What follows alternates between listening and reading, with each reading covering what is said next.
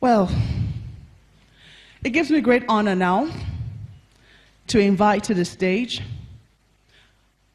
co-convener is the title she likes to go by of the Bring Back Our Girls movement. She has been unwavering. She has been steadfast. I do not know where she gets it from, but she has been able to keep hope alive. It is my pleasure and my honor. I already said I wasn't going to talk about pleasure, but when you talk about Auntie Obi, you can't help but smile. It is my honor, indeed, ma'am, to welcome you to this stage.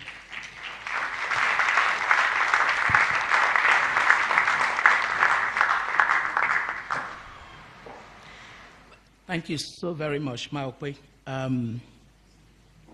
Welcome to every one of you. What I have to do now is to quickly welcome the chairperson of this year's Distinguished Chibok Girls Annual Lecture. This is interesting that we are having this lecture today being 4 years since the abduction of our Chibok girls, on the same day as an amazing woman that symbolizes what it means to be irrepressible is being buried in South Africa. Mrs. Winnie Madasikela Mandela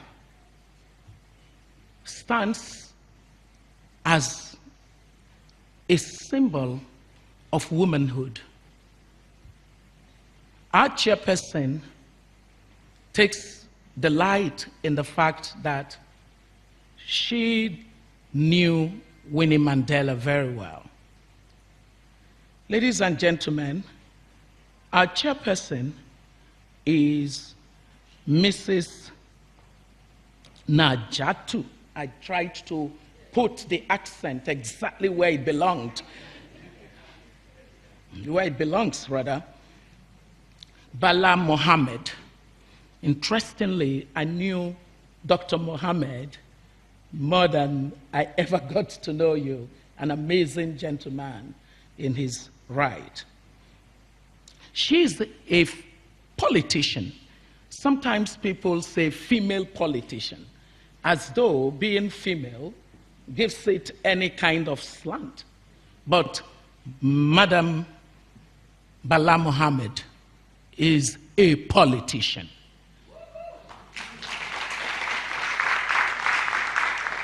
She's recorded as the first woman to have won a Senate seat in Kano State of Nigeria.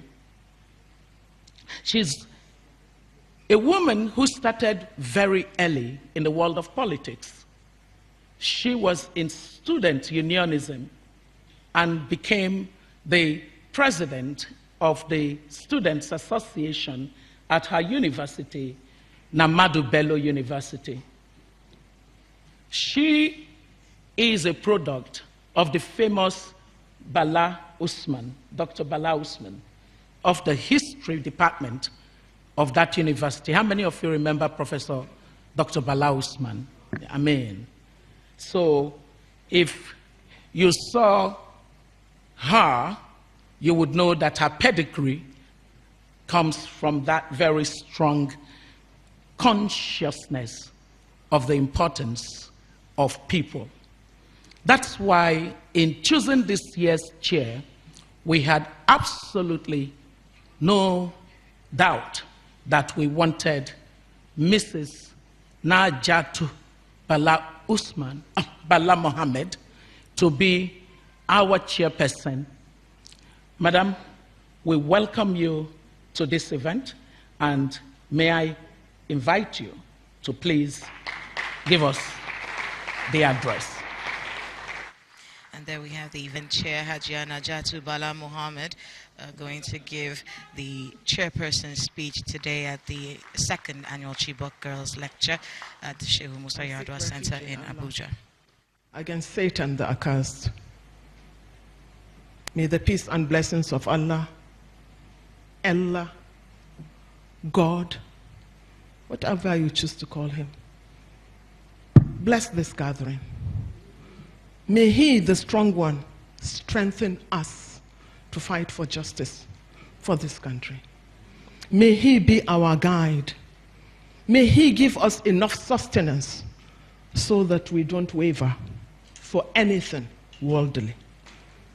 Peace be upon you. Assalamu alaikum. I've been asked, not because I'm qualified, to talk about restoring the dignity of every Nigerian. The question to ask, however, is restoring dignity from which stage to which stage? Where were we, and where do we want to return to? We have to also see it within the context of our Chibok girls and girl-child education as it affects the Northeast in particular. So we cannot do this unless and until we look at the problem holistically. We should never, ever think of a solution without understanding the cause, because no doctor can give a good diagnosis without knowing the cause. He cannot give a good description without a good diagnosis. The issue of the Northeast, the crisis in the Northeast is multifaceted. There is an ecological problem. That is one. The ecology of the area, the drying up of the Lake Chad. The Lake Chad that used to extend from Central Africa through to Cameroon, Niger, Nigeria, and Chad. A lake that was over 25,000 kilometers big has now shrunk to a mere 1,000 kilometers. So we can begin to think how this ecology has affected the economic activities of that area. And one of which does not go very far to understand is poverty, famine, the loss to grazing, farming, fishing, all economic activities, and the explosion of population. You begin to understand that. And then secondly, there is the irresponsibility of a political and military elite in Nigeria. The irresponsibility of the political elite by cashing in on this poverty. We all know what started Boko Haram. Everybody knows. It was started in Borno by the then Borno governor, Ali Sharif. He is still roaming the streets freely. Yes. When Yusuf was caught alive, who created it? The ECOMOG. Who created the ECOMOG? We have to look at the root cause in order to find a solution. The root cause of that problem, as we know it today, is Ali Sharif. He used them for his own political machinery. He armed them as his political thugs. He even made one of them a commissioner. But they became too powerful. And they had no option but to try an elimination, which was not possible, and which we are all paying for. The military came in, and they cashed in. And they have turned the Northeast into a cash cow. Military jumbo budgets, unaccounted for. I remember Jonathan was spending 2 billion naira every day on security. But there was no security. Hundreds and thousands of our people were slaughtered. And we also know that the army, more than anything else in Borno and Yobe, have contributed and enforced this so-called terrorism. Terrorism has become a multi-billion-dollar industry. It is a multi-billion-dollar industry. It is not only national, but it is international. But let us talk of Nigeria, because that is what concerns me. We know, I have been part of a committee that investigated the atrocities of the Boko Haram. And that committee indicted the military more than anything else. There is no house in Borno that the military has not either killed or raped or plundered. There is no house in Borno. There has been committee after committee set up by the government. And the government has failed to bring these people to book. In fact, this current leadership of the military in Nigeria today are an extension of that one.